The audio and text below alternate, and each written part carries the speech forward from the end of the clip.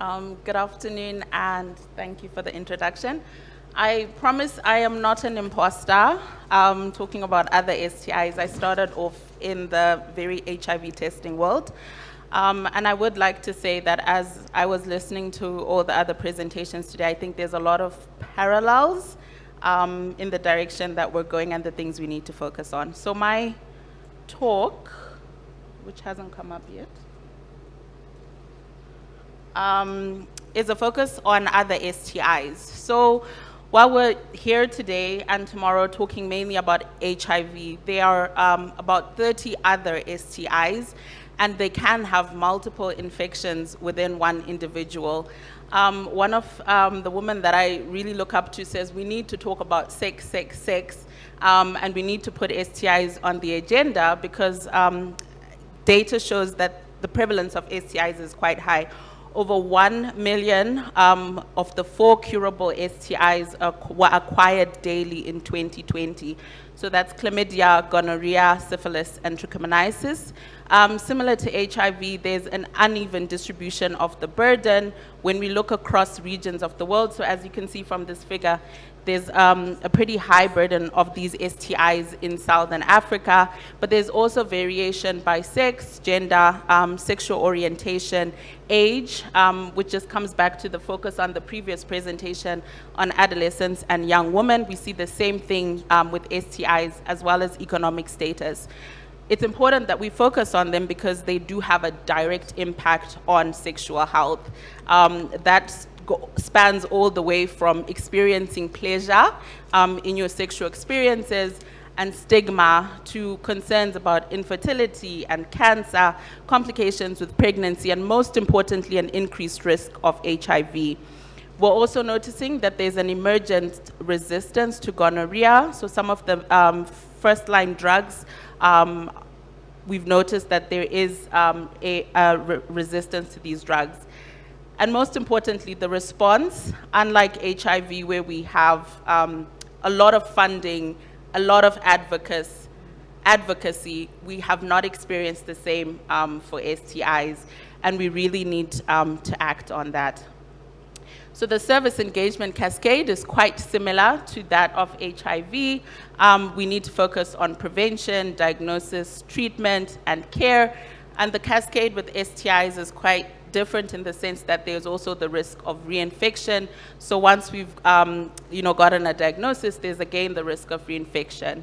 And we also need to focus on other outcomes such as improved sexual and reproductive health and also achieving good health-related quality of life.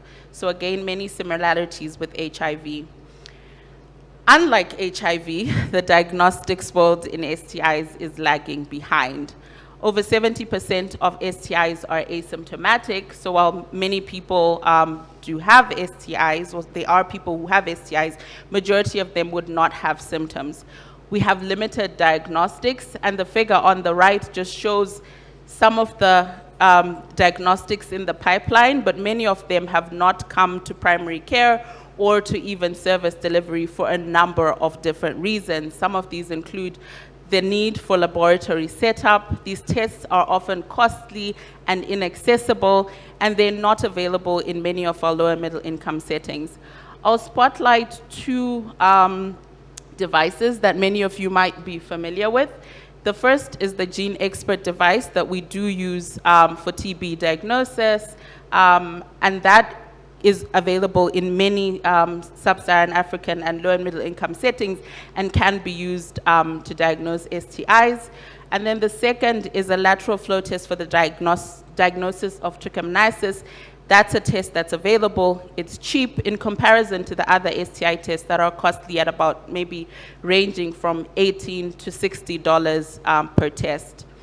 One of the challenges with diagnosing STIs is there are over 30 STIs. So we need to think about which are the ones to prioritize and how can we develop diagnostics for these.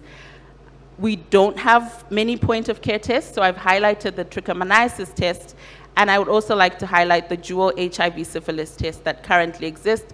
But as many of you know, it's not actually available programmatically. You might find it in antenatal care settings in many countries, but it's not the standard of care test that is used. There are also emerging innovations. So one that I've highlighted over there is the GIFT device, and that's a lateral flow test to test for genital inflammation and potentially sexually transmitted infections, and research is ongoing onto the validation of that device. In many of our African settings, we rely on syndromic management, but like I mentioned, many STIs are missed because of their asymptomatic nature. I've already highlighted that there are a lot of parallels between HIV and STIs. The STIs result in an increased transmission of HIV. They're all sort of associated with sexual behavior, and there's also a need to think about the type of partner and sexual networks. And so there's a move now to look at how can we integrate HIV and STI services, as well as the broader sexual and reproductive health landscape. And as the previous speaker spoke about, we need to shift towards people-centered care.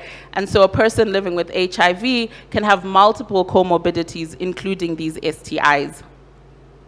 And so I'm going to give examples of some of the work that we've done among adolescents and young people in Zimbabwe, focusing on how we can improve sexual and reproductive care for this population group. And the first is a study called STITCH, where we aimed to investigate the impact of providing STI testing in a community-based setting. So again, speaking to differentiating services. And we offered testing as part of an integrated package of services for young people aged 16 to 24 years. This just shows what the integrated package of services looked like. We offered a whole host of things. So in the community setting, a young person would come and they would be offered any one of the services listed on that flyer. This included HIV testing and counseling, HIV treatment also in the community. So once diagnosed, they could also be initiated on treatment in the community. We offered pregnancy testing, contraception, fancy condoms, menstrual hygiene management products that were free of charge, and also general health counseling, among other services. And so looking closely at the uptake of testing for chlamydia and gonorrhea, among the over 9,000, almost 10,000 young people who came to the service during the intervention, the uptake of at least one test was pretty high. So over 86% of young people who came got an STI test, sorry. The uptake increased with increase in age. There wasn't any difference by gender, but what I would like to point out is that among young people who were known HIV positive, the uptake was quite high. So 93% of young people who were living with HIV took up an STI test. But it's those people that don't generally want to test or are not ready to test, where we found that if your HIV status was unknown, you were less likely to take up an STI test. So less than half of those who didn't know their HIV status did not take up an STI test. When we look at the prevalence, I just want in this slide to kind of highlight the differences between males and females. We are looking at women today. The prevalence of STIs was significantly higher among women. So taking chlamydia, for example, the prevalence was 17% in women and only 8% in males. It's still high, but much higher in women. And when we look at a combination of chlamydia, gonorrhea, and trichomoniasis, almost 1 in 4 young women tested positive for at least one of these STIs. So a very high prevalence of STIs in young people. We've spoken today about disclosure and partners. There were very compelling personal experiences today, and one of the things that we found in our study was that partner treatment was very high. So although we offered partner notification slips and treatment, very few partners came back to our services. And what young people told us was that, I don't think it's safe, and what will it gain for me to tell my partner that I have an STI? We then went further to try and see if we can implement a similar model of testing among young people living with HIV. And we did this at a central hospital in Bulawayo called Mpilo. and we offered young people who were accessing HIV services an STI test. Similarly, we found that the prevalence was higher in females than in males, and over 83% of those young people accessed treatment for chlamydia and gonorrhea. And what I would like to highlight is that in this setting, no partners came for treatment at the healthcare facility. And again, it's that conversation about disclosure. As I mentioned earlier, with STIs, there is the risk of reinfections, and one of the things that we've observed is that in an HIV setting, this does offer an opportunity for retesting. And so more generally, where do we go? What should we be thinking about when it comes to STI management in our settings? And I have a slide that is full of questions. There's a lot of evidence gaps. There's a lot of things that we still need to think about and are working around. But first of all, should we be screening everybody for asymptomatic STIs? The talk before about how HIV testing has evolved over time. In the STI world, we're just starting to ask these questions.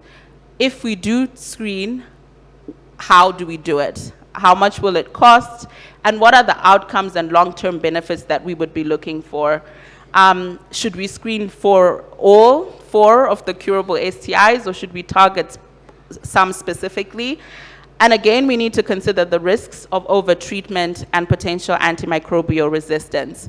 Similar to HIV programs, we could target high-risk groups. So we're thinking about young people, sex workers, pregnant women, where there might be adverse birth outcomes associated with STIs, and potentially people living with HIV.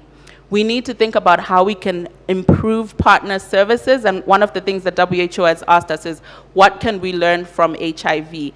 Is HIV partner services better, and can we adopt the same models for STIs? And so finally, my key messages are that there is a very high burden of STIs globally. We do need to mobilize action to address STIs, and that includes political commitment, accelerating innovation, and strengthening community mobilization.